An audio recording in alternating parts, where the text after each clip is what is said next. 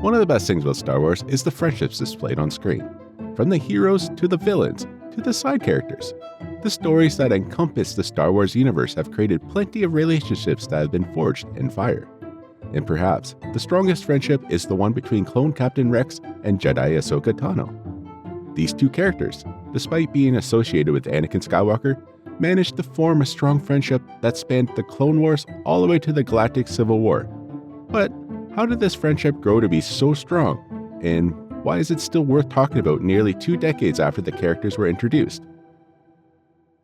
Well, the first major interaction the two had was at the Battle of Christophsis, where things got off to a frosty start. 14-year-old Ahsoka, despite wanting to help, had an interesting conversation with Rex when she playfully tried to pull rank on him. Rex responded that in his book, experience outranks everything.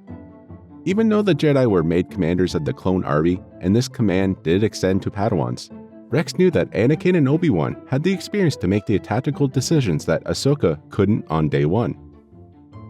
Their interaction motivated Ahsoka to start getting battle experience and to become a much better fighter and wiser leader throughout the war. The two even repeated the conversation when they reunited during Star Wars Rebels, almost 20 years later. While Rex was opposed to Ahsoka's initial naivety and hot-headedness towards her commanders, the pair eventually formed a strong bond that would later be tested against one of the most powerful Separatist villains of all, General Grievous. During the raid to rescue R2-D2 at Skytop Station, Ahsoka and the clones encountered the droid general. And despite being severely outmatched, Ahsoka risked her own life to save Rex, then continued to distract Grievous to allow the clones to do their job and sabotage the station. When Anakin confronted the clones about how his Padawan was facing such a dangerous enemy alone, Rex defended Ahsoka's capabilities and respected her orders. He would continue to do this during the Republic's critical campaign to liberate Ryloth. Despite the heavy losses and injuries sustained under her command, Rex was instrumental in helping to restore Ahsoka's confidence. When she was left in charge of the second attack, Rex was able to get the troops and Admiral Yularen on her side and reassure them that her plan would work. With Rex's help and support, Ahsoka was able to cover Anakin's attack, and this time the Republic succeeded in the offensive. The Ryloth story arc showed the true cost of war with Ahsoka's first command, her failure, and how she was able to recover her confidence.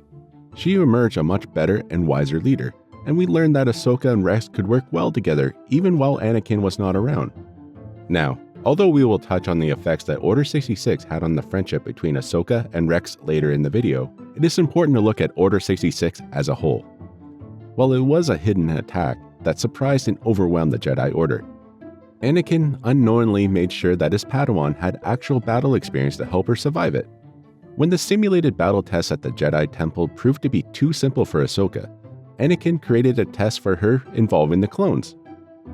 So, Captain Rex and his men would fire at Ahsoka, and in the process, she gained experience fighting opponents who weren't as predictable as battle droids.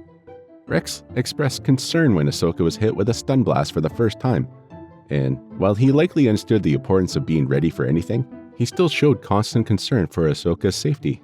Eventually, he took over the testing and showed pride in Ahsoka's continued improvement, even if he still got a few cheap shots now and again.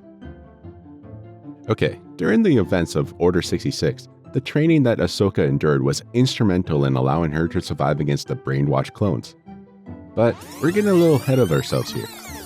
As the war dragged on, many clones and Jedi began to question their individuality and morals. Events like the betrayal of Jedi General Pong Krell on Umbara and several other tough battles made it seem like all the clones of the Grand Army of the Republic were good for was following orders, even if those orders clash against their personal beliefs. But Captain Rex was always known for his individuality and affirmation that his troops couldn't be expected to blindly follow orders as droids did. It's why so many fans love him, because he was his own person, just like the men he commanded. Ahsoka and Rex would speak about the conflicts between orders and purpose during their time on Jan Fathal in the Legends book, Clone Wars: No Prisoners, despite wondering if simply following military orders and rules of the Jedi Temple was the correct way to go about the war. Both of them agreed that they didn't have the bigger picture, and that someone else above them did. Their conversation was a haunting foreshadowing of what was to come.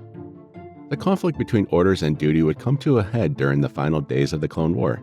After the bombing of the Jedi Temple in Season 5, Ahsoka was framed as the prime suspect of the bombing, and of several deaths related to the event. While she escaped and became a fugitive of the Republic to clear her name, she was pursued by the Jedi and clones, including Captain Rex. Despite the evidence, Rex refused to believe that Ahsoka was involved in the bombing. Although he did his best to complete his duty and assist his general in capturing Ahsoka, after Ahsoka's capture, Anakin was determined to prove that she was innocent, and later hunted down the real killer, Barriss Offee. Although, Ahsoka left the Jedi Order in one of the most heart-wrenching scenes in the entire series. Both Anakin and Rex would still stand by her. This would later become full circle in Season 7 when she allied herself with the Republic during the Siege of Mandalore. The clones still showed respect for her. They saluted her, called her commander, greeted her warmly, and the entire 332nd Company of troopers decorated their helmets in her facial markings, which had every fan smiling. And while Ahsoka was technically an advisor to the Republic forces on Mandalore, with Rex formally placed in command, their relationship was the same as it had always been. Despite everything, it was true what Anakin had said when he stated that loyalty means everything to the clones. Have to say, this loyalty was tested when Order 66 was executed after the victory on Mandalore, and Ahsoka was forced to defend herself against her fellow clones who were tasked by Chancellor Palpatine to hunt down all Jedi. She was thankfully able to save Rex from the effects of the inhibitor chip with the information that Clone Trooper 5 had sacrificed himself for. But both Ahsoka and Rex found themselves tested as the rest of the troopers were willing to fight to the death against them, most of them still adorned in the helmets they had painted to show their support of Ahsoka only days prior. Rex tried to save Ahsoka's life by pointing out that she was technically no longer a Jedi, choosing to stand by her no matter what, even against his brothers. When the battle resumed, the pair fought defensively, not willing to take lives even as they both defended their own, completely trusting each other as their own odds of survival grew slimmer. In one of the final scenes of the Clone Wars show, Ahsoka and Rex buried the clones whose lives were claimed in the ship crash, and now only had each other to depend on at the war's end. After going separate ways, the two would still have absolute faith in one another's abilities, faith that we would see in Star Wars Rebels when they reunited. There are plenty of amazing friendships that were forged during the Clone Wars, and many of them were between the Jedi and the clones they served alongside.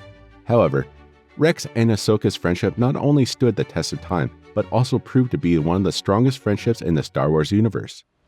Rex served as a mentor for Ahsoka, helping her learn the lessons of war and showing her how to become a commander on par with Anakin and Obi-Wan. In fact, much of who she was in the later years of the Clone Wars could be traced back to Rex. Ahsoka never lost faith in Rex, even when he was brainwashed to betray her during Order 66.